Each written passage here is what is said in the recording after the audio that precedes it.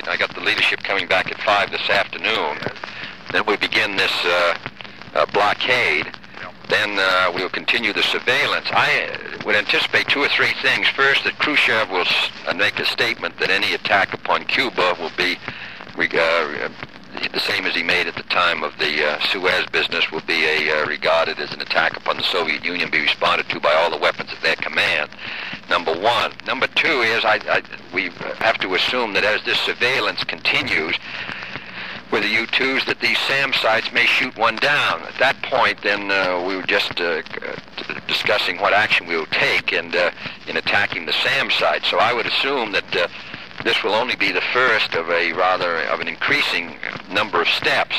We're not going to be in any position to carry out an invasion for some days because we have to move those troops around from San Diego, but we're going to do all those things, and we'll just stay in touch with you this week, which, as I say, we anticipate that it will be getting more intense. As I understand it, John talked to me about 3 possibilities.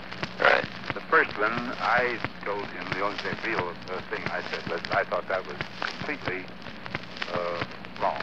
And apparently everybody else had agreed on that. That's right, and for the reasons, one is we didn't think we'd get them all, as well as we'd have all the disadvantages without finishing the job. That's correct. Yeah. And the second one, the difficulty was, and of course here between second and third, I thought there were a number of reasons on both sides, and of course I couldn't tell about the understandings that the government had with the Latin American companies, with NATO, and so on and so on. Right. But so there, my thought was, well, no matter what you have to do, I will certainly stand hit and will be doing my best. Right.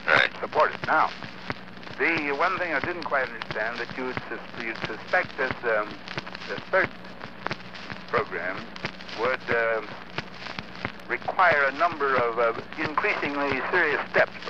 Well, what we anticipate is first his statement of, the sort of usual one. But then, of course, the surveillance will continue. Now, we have to assume that they perhaps will shoot down one of these U-2s.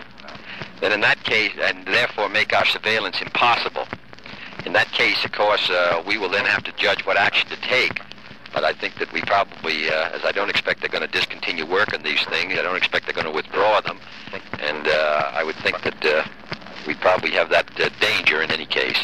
I should think, Mr. President, that what probably will be bothering you the most after this first statement will be the some outcries from all around the world, probably including Latin America and so on and so on. There will be a lot of talk about the United Nations and so on. Right. The only thing that I said to John is that here's something that even if you don't get as many people in South America, many governments go along, that once you've taken the first step in force, then you will have to, if necessary, to make all these things unilateral decisions. And right.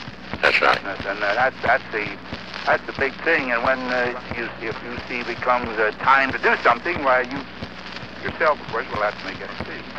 Right. Well, 2/3. If we get the 2/3, we'll operate under the Rio Treaty. If we don't get the 2/3, then we'll do it under our own act of self-defense. Then your speech will be 7 o'clock. Then we're going to go to the UN with and our position will be the withdrawal of these up there to assist Adlai, so that we get somebody who's had some experience. Well, Jack's a very good man. Yeah.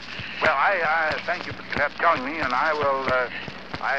Personally, I think you're really making the only move you can. Yeah, it's tough to. As I say, we will. I don't know. We may get into the invasion business before many days are out. Yeah. But of course, from the military standpoint, that's a clean-cut thing to do now. That's right. Because you've made up your mind. You've got to get rid of this thing. Right. The only real way to get rid of it, of course, is the other thing. But if having to be concerned with world opinion and Berlin. Others, why you got to do a little slower. Well, Berlin is the. I suppose that it may be what they're going to try to trade off. They might, but I personally, I just don't quite go along, with that thinking, Mr. President. My idea is this: the damn Soviets will do whatever they want what they figure is good for them. Yeah. And I don't believe they relate one situation with another.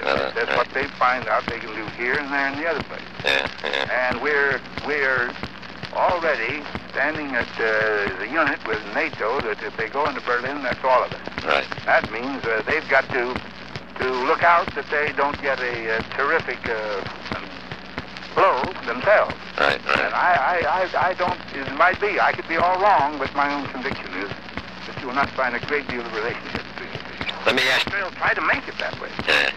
General, what about if the Soviet Union, Khrushchev announces tomorrow, which I think he will, that if we attack Cuba, that it's going to be nuclear war? And what's your judgment as to the chances they'll fire these things off if we invade Cuba? Oh, I don't believe it is. You don't think they will? In other words, you would take that risk if the situation seemed desirable. As a matter of fact, what can you do? If this thing is such a serious thing here on our flank, that we're going to be uneasy, and we know what's happening now. All right, you've got to use something. Right. Something may make these people shoot them off. I just don't believe this will. Yeah, all right. In any event, of course, I'll say this. I'd want to keep my own people very alert. Yeah. No, hang on tight. Yes, sir. Thanks a lot, General. All right, thanks. All right.